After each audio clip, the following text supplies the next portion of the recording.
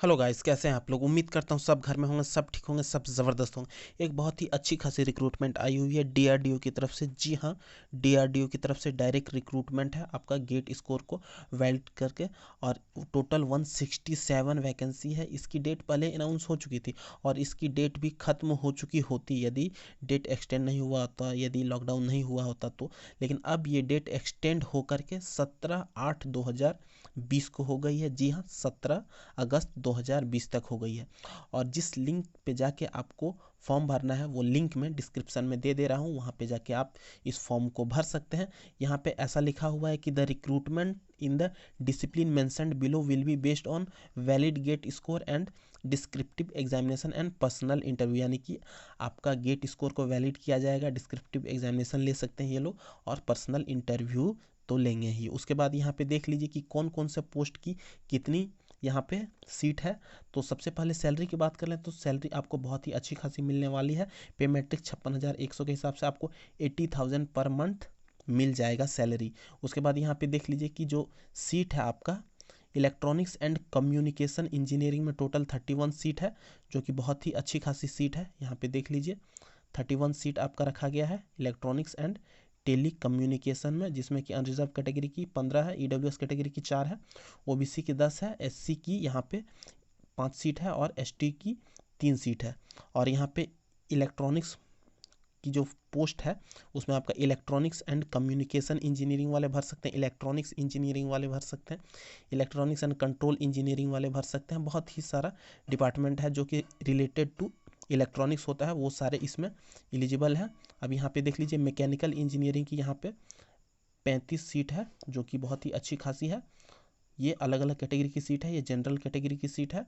उसके बाद mechanical engineering से इक्विवेलेंट जितने भी डिपार्टमेंट है, mechanical and automation engineering, mechanical and production engineering, वो भी यहाँ पे एलिजिबल हैं। और इसेंशियल क्वालिफिकेशन की बात की जाए तो at least first class bachelor degree in engineering और technology in mechanical engineering mechanical वाले के लिए, और इलेक्ट्रॉनिक्स वाले में इलेक्ट्रॉनिक्स इंजीनियरिंग का चाहिए कोई भी रिकॉग्नाइज्ड यूनिवर्सिटी से। और applicant must also fulfil one of the following, यानी कि GATE qualification valid GATE score उनके पास है तो वो इस फॉर्म को भर सकते हैं। Minimum 80% aggregate marks in equivalent degree if done from N IIT और एनआईटी, ये दो क्राइटेरिया है। यदि ये है तो आप इस फॉर्म को भर सकते हैं। उसके बाद कंप्यूटर साइंस एंड इंजीनियरिंग की बात की जाए तो इसमें टोटल 31 सीट है, जिसमें जनरल की 12 सीट है। और इसेंशियल क्वालिफिकेशन वही चाहिए आपका, कंप्यूटर एंड साइंस इंजीनियरिंग में कोई भी रिकॉग्नाइज्ड यूनिवर्सिटी से है।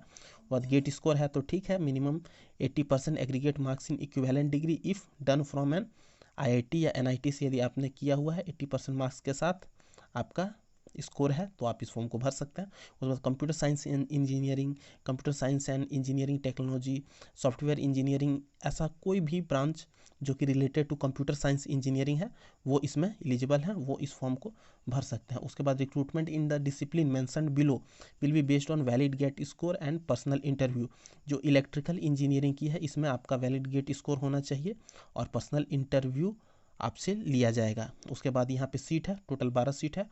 और material science and engineering, metallurgical engineering में टोटल 10 सीट है।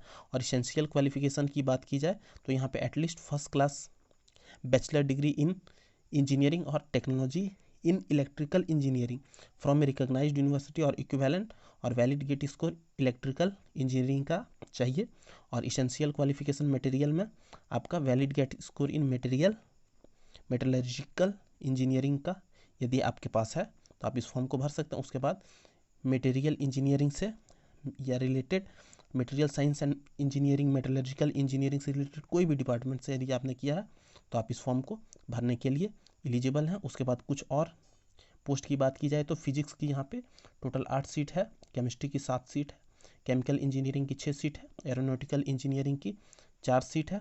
उसी भी तरह से सब में गेट स्कोर वैलिड किया गया है और उससे जितनी भी रिलेटेड ब्रांच है उसकी यहाँ पे मेंशन कर दी गई है। लिंक में डिस्क्रिप्शन में दे रहा हूँ, वहाँ पे जाके आप इस फॉर्म को भर सकते हैं। उसके बाद एरोनॉटिकल इंजीनियरिंग की 4 सीट है, मैथमेटिक्स की 4 सीट है और सिविल इंजीनियरिंग की 3 सीट है, जिसमें कि at least first class bachelor degree in engineering technology in civil engineering from a recognised university, कोई भी रिकॉग्नाइज्ड यूनिवर्सिटी से आपके फर्स्ट क्लास में यदि डिग्री है तो आप इस फॉर्म को भरने के लिए एलिजिबल हैं। वैलिड गेट स्कोर होना चाहिए सिविल इंजीनियरिंग का। उसके बाद सिविल इंजीनियरिंग से रिलेटेड जितनी भी ब्रांचें हैं, civil engineering, civil and structural engineering, civil and environmental engineering, civil and rural engineering, civil and water management engineering, civil and infrastructure engineering, construction engineering and management, यदि इन सारे से आपने किया हुआ है तो आप इस फॉर्म को भर सकते हैं। उसके बाद इस फॉर्म को भरने की जो फ़ी है वो जनरल कैटेगरी के लिए 100 रुपीज़ रखी गई है, जिसमें कि आपका जनरल, EWS और OBC तीनों आ जाते हैं। उसके बाद आपका जो SC ST है या फिजिकली हैंडीकैप्ड पर्सन है या फिर यदि वो वुमेन है, लेडी कैंडिडेट, तो उन सारे को फ्री ऑफ कॉस्ट में रखा गया है। फ्री ऑफ कॉस्ट है उनको, उनके लिए वो फ्री ऑफ कॉस्ट इस फॉर्म को भर सकते हैं, उनसे 1 भी रुपये चार्ज नहीं किया जा रहा है। तो अच्छी बात है। यदि आपने अभी तक फॉर्म ये नहीं भरा है, डेट बढ़ गई है, तो आप इस फॉर्म को भर दीजिए। इस फॉर्म को भरने के लिए आपको जो लिंक चाहिए वो लिंक मैं डिस्क्रिप्शन में दे रहा हूँ। ज़्यादा इस वीडियो के बारे में चर्चा करूँगा तो बहुत ही ज़्यादा लंबा वीडियो बन जाएगा, तो जितनी इन्फॉर्मेशनल बातें थी वो मैं यहाँ पे बता दिया आप लोगों को। अगर आपको ये लगता है कि ये वीडियो आपके लिए कुछ इन्फॉर्मेशनल है, आपको कुछ नॉलेज मिली इस वीडियो से, तो आप हमारे चैनल को लाइक, शेयर, सब्सक्राइब कर सकते हैं। एक और इम्पॉर्टेंट बात मैं बता देना चाहता हूँ कि अनरिजर्व कैटेगरी में यदि आप आते हैं तो 28 साल एज लिमिट रखी गई है, जो कि क्लोजिंग डेट ऑफ एडवर्टीजमेंट को रेफरेंस पॉइंट मान के कैलकुलेट किया जाएगा। OBC है तो 31 ईयर और SC ST है तो 33 ईयर है। उसके बाद नेशनलिटी इंडियन है, और अप्लाई करने की लिंक तो मैं डिस्क्रिप्शन में दे ही दूंगा, वहाँ से जाके आप इस फॉर्म को अप्लाई कर सकते हैं। उसके बाद यहाँ पे स्क्रीनिंग, शॉर्ट लिस्टिंग की कुछ डिटेल दी गई है, जिसमें आपका गेट स्कोर को कितना वेटेज दिया जाएगा, IIT या फिर NIT से जो किए हैं उनके लिए 80% एग्रीगेट मार्क्स होना चाहिए। ऐसा कुछ इंपॉर्टेंट बात है जो कि आपको उतना ज़्यादा जानने का ज़रूरत नहीं। आप अभी इस फॉर्म को भरिए, सिलेक्शन प्रोसेस के बारे में जान लीजिए। गेट स्कोर आपका अच्छा है तो आप इस फॉर्म को भर सकते हैं। लिंक मैं डिस्क्रिप्शन में दे रहा हूँ, वहाँ से जाके आप इस फॉर्म को भर दीजिए। अच्छी बात है, बहुत ही अच्छी खासी नौकरी मिलेगी इसमें। तो धन्यवाद, जय हिंद।